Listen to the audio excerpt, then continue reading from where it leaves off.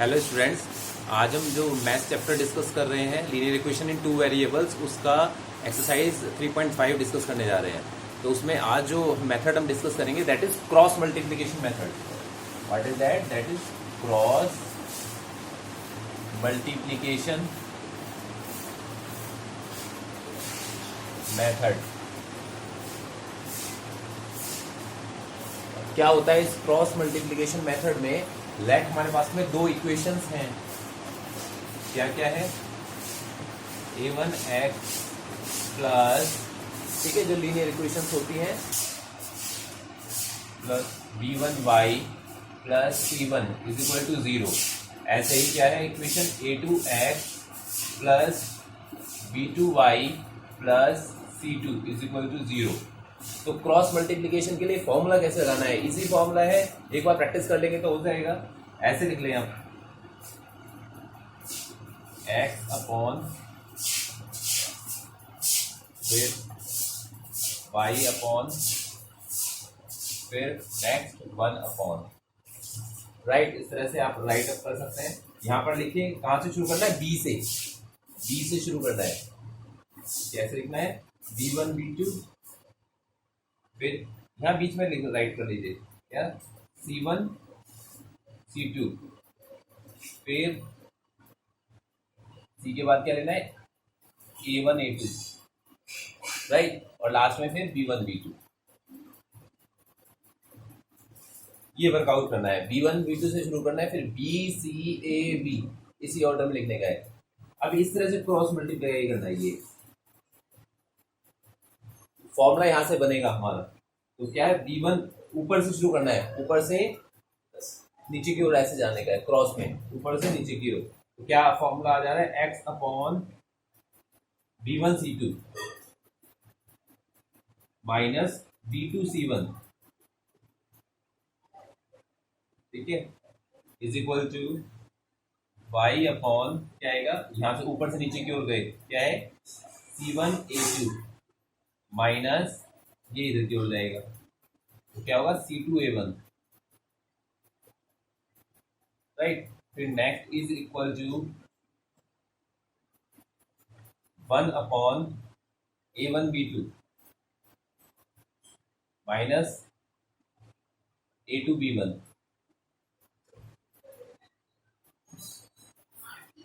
ठीक है। इस तरह से करके सॉल्व करने का है। अब क्या करते हैं इसमें कि एक्चुअल में फॉर्मूला याद नहीं रखना पड़ता है, याद होना चाहिए, वैसे बेटर है कि आप ये पैटर्न याद रखें खाली, बस इसी के अकॉर्डिंग हम सॉल्व करेंगे क्वेश्चंस को।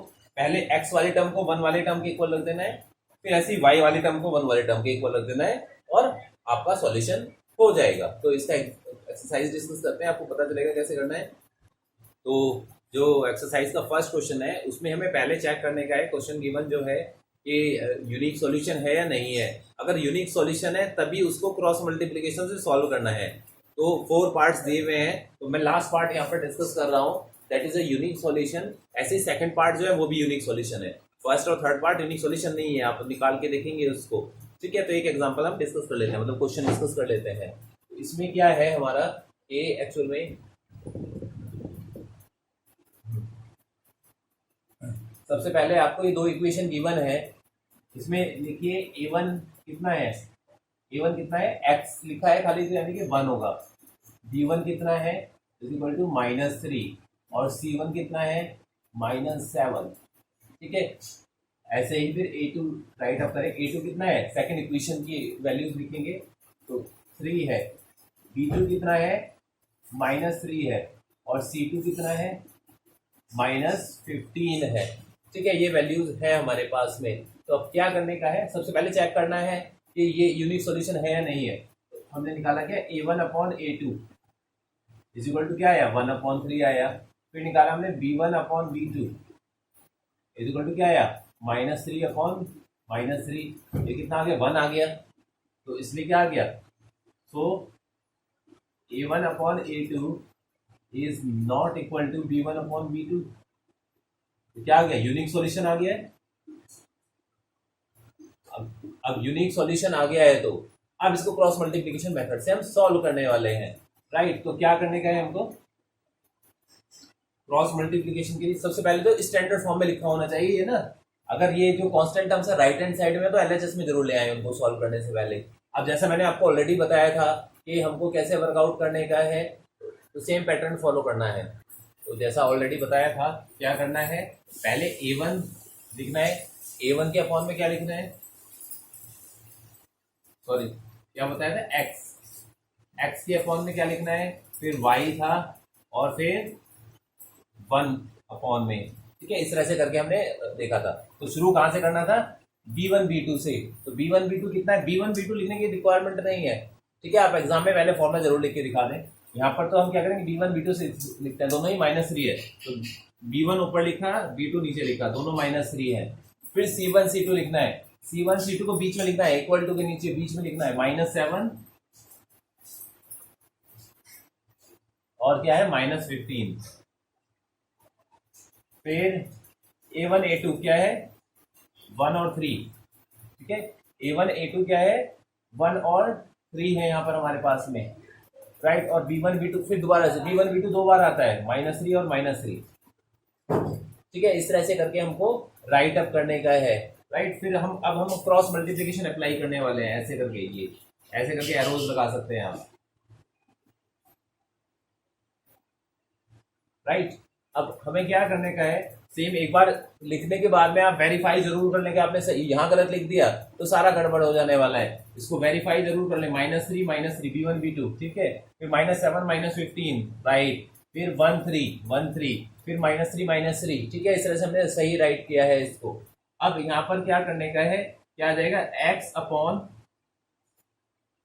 इम्प्लाइज को साइन लगा सकते हैं, दिस इम्प्लाइज दैट -15 और -5 क्या होगा, -3 सॉरी और -15, दोनों की मल्टीप्लाई की, ठीक है। पहले b1 और नीचे c2, ये c2 है, इन दोनों की मल्टीप्लाई होगी, फिर माइनस का साइन आएगा, फिर -3 और -7 आएगा, -3 और -7 इन दोनों की मल्टीप्लाई होगी, is equal to y upon कहेगा 7 और 3, -7 और 3 इन दोनों की मल्टीप्लाई होगी, और 15 की 1 के साथ होगी, -15 की 1 के साथ होगी, बीच में माइनस का ही साइन आना है, राइट। और क्या आएगा, 1 अपॉन 1 की -3 के साथ मल्टीप्लाई होगी, 1 और -3 -3 की -3 के साथ 3 और -3, इस तरह से करके हमें राइट अप कर लेने का है, ओके। तो वैल्यूज को आगे हम मल्टीप्लाई करके लिखते हैं, क्या क्या आने वाला है, this implies that x upon क्या क्या 15 3 टाइम्स मल्टीप्लाई होना है, और माइनस माइनस प्लस हो जाएगा, 45 आएगा। अब 3 माइनस साइन है तो क्या हो जाएगा, प्लस हो जाएगा, सॉरी 3 माइनस है तो माइनस आएगा, 7 3 टाइम्स कितना होगा, 21 इज इक्वल टू, फिर y अपॉन क्या आने वाला है, -21, आगे माइनस माइनस प्लस हो जाएगा, 15 इज इक्वल टू 1 अपॉन आने वाला है, कितना आएगा, -3, और इधर क्या आएगा, 3 टाइम्स 9 हो जाएगा, +9 आ जाएगा, ठीक है। माइनस माइनस प्लस हो गया है, तो इस तरह से करके कंडीशन आ जाती है हमारे पास में। इसको आगे सॉल्व कर लीजिए, कितना आया, x अपॉन माइनस करो कितना बचेगा, 24 is equal to y upon plus minus minus हो जाएगा, कितना बचेगा, -6 इज इक्वल टू 1 अपॉन यहाँ कितना बचेगा, प्लस का 6 बचेगा।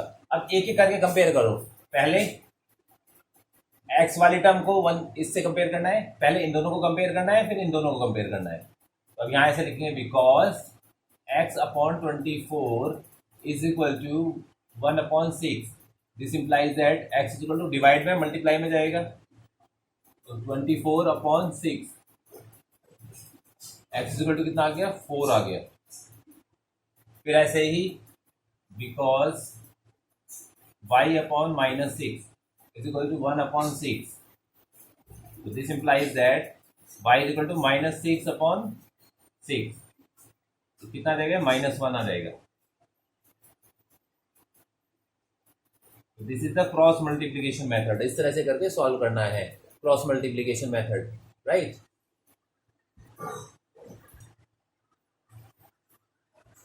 तो तो नेक्स्ट क्वेश्चन आता है हमारा कि for which values of A and be following pair of linear solutions have infinite number of solutions. Infinite solutions के लिए हमें सॉल्व करना है। सबसे पहले इक्वेशन को स्टैंडर्ड फॉर्म में लिखेंगे, है ना, मैंने सीधा यहाँ स्टैंडर्ड फॉर्म में लिखा है। अदरवाइज क्वेश्चन आप देखेंगे 7 RHS दिया हुआ है, 7 को LHS ले लिया मैंने, माइनस हो गया। ऐसे ही ये जो टर्म है ना कांस्टेंट टर्म पूरी 3a + b - 2, इसको ब्रैकेट में लेके LHS में ले लिया, उधर प्लस में था उधर माइनस में हो गया है। इतना कर लीजिए सबसे पहले।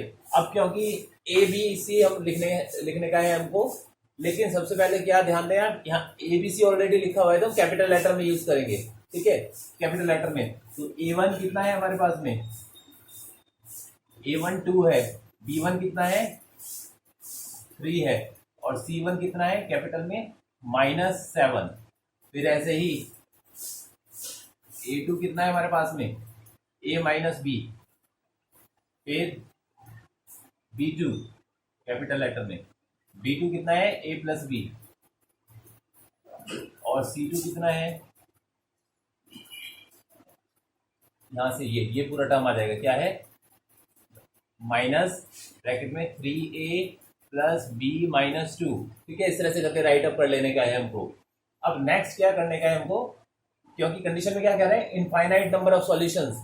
इनफाइनाइट सॉल्यूशंस के लिए क्या होता है, इनफाइनाइट सॉल्यूशन के लिए कंडीशन होती है कि और इनफाइनाइट सॉल्यूशंस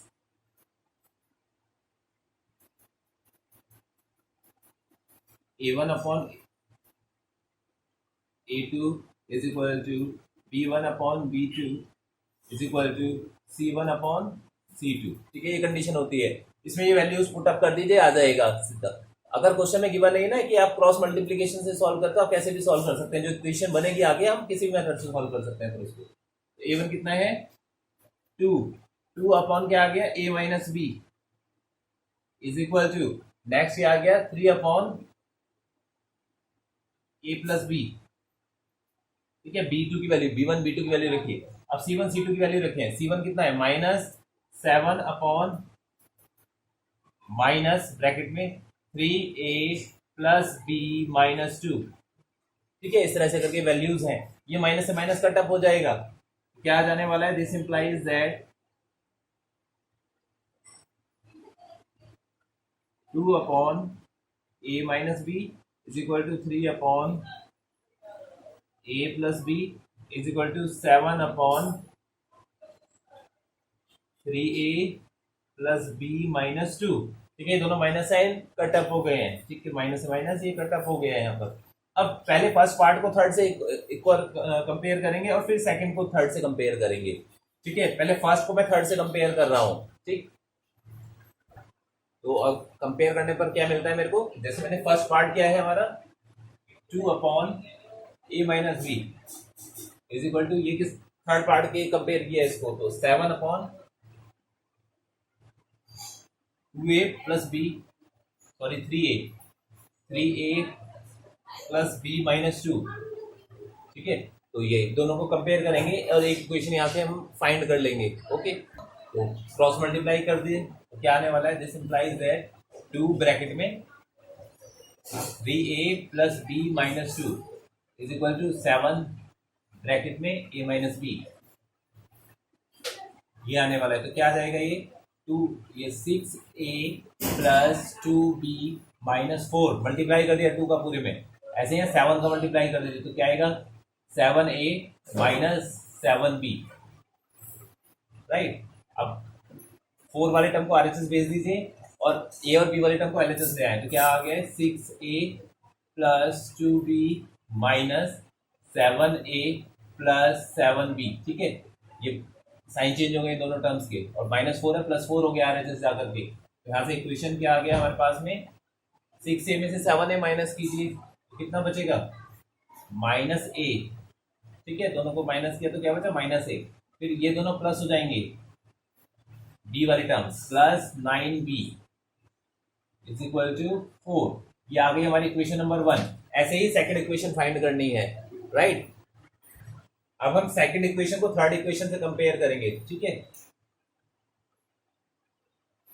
सेकंड इक्वेशन क्या है हमारी 3 upon A + B is equal to 7 upon, ये ए पार्ट है, 7 अपॉन कॉन्स्टेंट टर्म वाला 3a प्लस बी -2। ठीक है, तो जैसे जो ऊपर लिखा था वो सेम आगे क्रॉस मल्टीप्लाई कर दीजिए, तो क्या आ जाएगा 3 ब्रैकेट में 3a plus B -2, right, is equal to क्या आएगा 7 ब्रैकेट a प्लस बी, क्या आ जाएगा, ये 3 की मल्टीप्लाई करें यहाँ पर तो कितना आ जाएगा 9a plus 3b -6 is equal to 7a plus 7b, ये आ जाने वाला है। 6 को RHS भेजना है और 7a 7b को LHS लाना है, क्या आएगा 9a plus 3b minus 7a minus 7b, right, is equal to क्या आ जाएगा -6 है तो +6 हो जाएगा। इसको सॉल्व कर दें तो क्या आ जाएगा 9a में से 7a माइनस किया तो 2a आया, फिर 3b में से 7b माइनस किया तो क्या आया माइनस का 4b इज इक्वल टू 6 आया। ठीक है, 9 में से 7 तो 2 आ गया, 3 में से -4 माइनस किया तो क्या आएगा माइनस का 4b इज इक्वल टू 6। पूरी इक्वेशन 2 से डिवाइड हो रही है, डिवाइड कर दीजिए, पूरी इक्वेशन को 2 से डिवाइड कर देंगे तो क्या आ जाएगा a minus 2b is equal to 3, ये आ गई इक्वेशन 2। क्या किया हमने, डिवाइडेड बाई 2, हमने इस पूरी इक्वेशन को 2 से डिवाइड कर दिया तो हमारी सेकंड इक्वेशन आ गई। तो दोनों इक्वेशन आ चुकी है। अब कोई भी मेथड लगा करके जो जो हमने सीखा, कौन कौन से मेथड सीखे हैं, सब्स्टिट्यूशन मेथड सीखा है, फिर एलिमिनेशन सीखा है, फिर क्रॉस मल्टीप्लिकेशन मेथड है, फर्स्ट ग्राफिकल था। ठीक है, 4 मेथड थे ये, तो आप कोई भी मेथड से सॉल्व कर सकते हैं। तो हम फिलहाल सबसे इजी रहता है एलिमिनेशन मेथड से सॉल्व करें, एलिमिनेशन से सॉल्व कर देते हैं। देखो फर्स्ट में a और यहाँ वहाँ माइनस ए प्लस ए ऐड कर देंगे दोनों इक्वेशन को, तो आसानी से सॉल्व हो जाएगा और वैल्यूज हमारी फाइंड हो जाएंगी। कौन सा मेथड हम यूज कर रहे हैं आगे, एलिमिनेशन।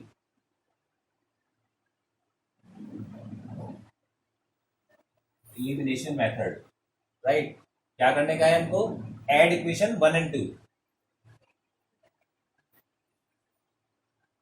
ऐड इक्वेशन 1 एंड 2, 1 और 2 इक्वेशंस को ऐड कर दिया हमने, तो क्या आने वाला है उससे। इक्वेशन 1 क्या है हमारे पास में, ये रहा equation 1, -a plus 9b is equal to 4, और इक्वेशन 2 क्या है हमारा, a minus 2b is equal to 3।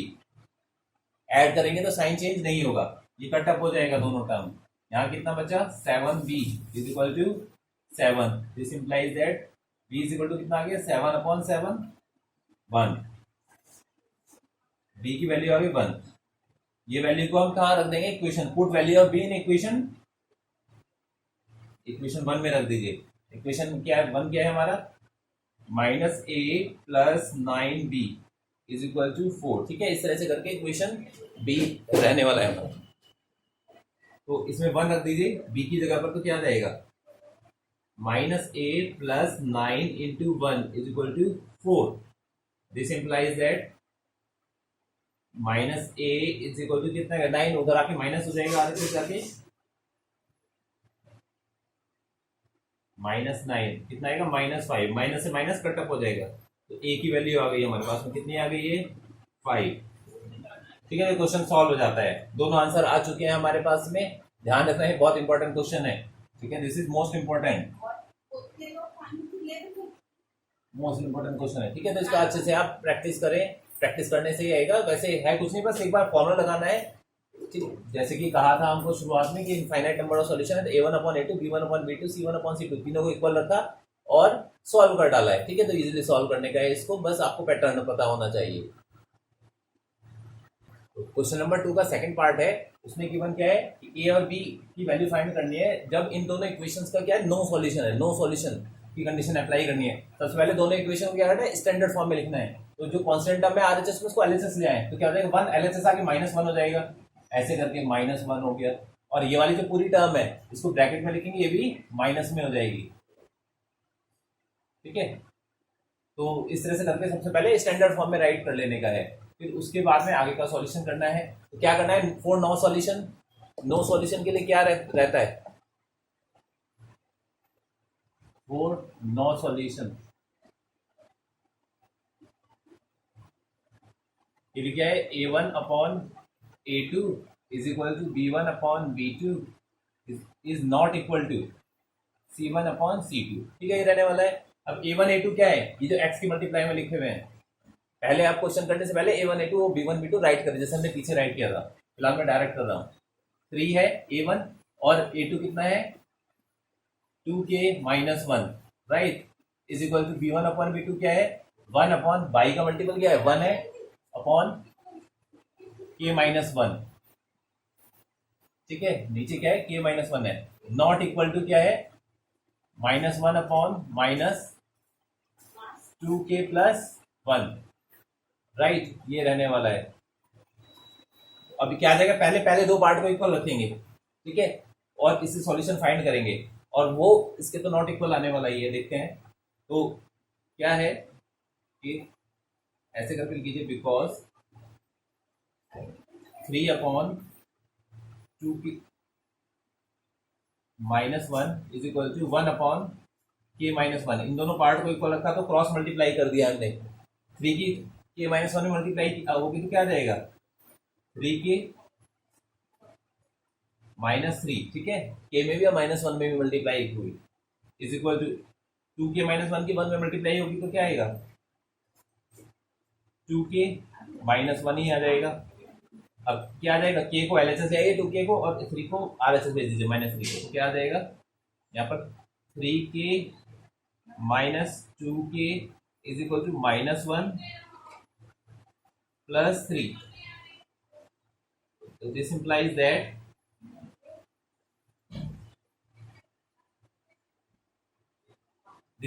that k is equal to कितना आया 2 आ गया है, ठीक है, k की वैल्यू कितनी आ गई है 2 आ गई है।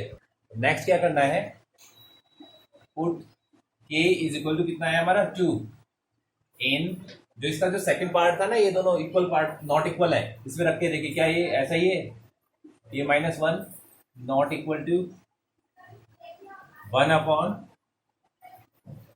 2k प्लस 1, ठीक है, यहाँ पर वैल्यू पुट अप करके देखें, माइनस से माइनस तो कट अप हो जाएगा, इज इक्वल टू क्या आएगा ये 1 upon 2 minus 1 not equal to 1 upon 2 into 2 plus 1, ठीक है, तो क्या आ गया 1 अपॉन 1 आ जाएगा, not equal to 1 upon 2 times 4 और 1 5, ठीक है, तो नॉट इक्वल आ रहा है, सो वेरीफाई भी हो गया।